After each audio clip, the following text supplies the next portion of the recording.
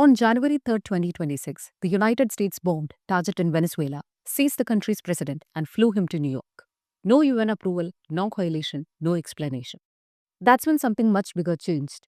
In the early hours of the morning, US missiles and drones struck Venezuelan air defenses and military sites. Special forces entered the presidential compound near Caracas.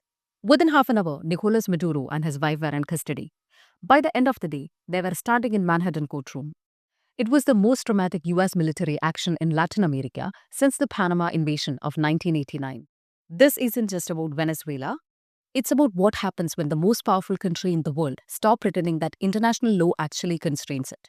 For nearly 80 years, even countries that broke the rule claimed they were still following them. That pretense may now be ending. Since 1945, the global order has rested on a simple rule in the UN Charter. Countries cannot use military force against other countries, except in self-defense or with UN Security Council approval. All 193 UN member states signed on to this. And yes, countries violated it. The US in Iraq, Russia in Ukraine, NATO in Kosovo. But here is the key point. Every violator is offered a legal justification.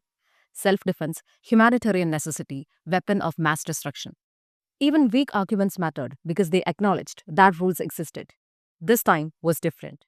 The Trump administration described the Venezuela operation as a law enforcement action, not a war. Maduro was labeled a fugitive of American justice.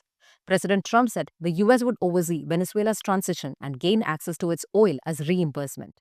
No UN process, no extradition request, no legal rationale that fit international law. UN experts and legal scholars call it a clear violation of the UN Charter.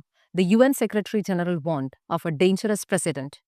If the United States can strike another country, seize its leader, claim resources, what stop others from doing the same? Russia points to Ukraine, China looks at Taiwan. Both condemned the action, while quietly noting the lesson. Even close US allies were cautious. France emphasized the principle of no use of force. Norway called it a grave escalation. Across Latin America, countries warned this could destabilize the entire region. Denmark stayed conspicuously quiet, while Washington talks openly about Greenland. For small countries, the message is blunt. International law may not protect you if a great power decides otherwise. Analyst warns that removing a leader without dismantling the system beneath him often leads to prolonged instability. And presidents don't disappear, they wait. This isn't an isolated event. It fits a pattern. Unilateral sanctions, open threat over territory, and growing dismissal of post-World War II constraints. One legal expert put it simply, this isn't rule breaking anymore, it's rule rejection. So, what happens when the world's most powerful countries stop pretending the rules bind it?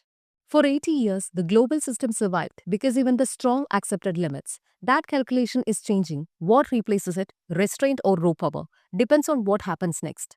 If you want calm, clear explanation of how power really works in today's world, without shouting or spin, subscribe.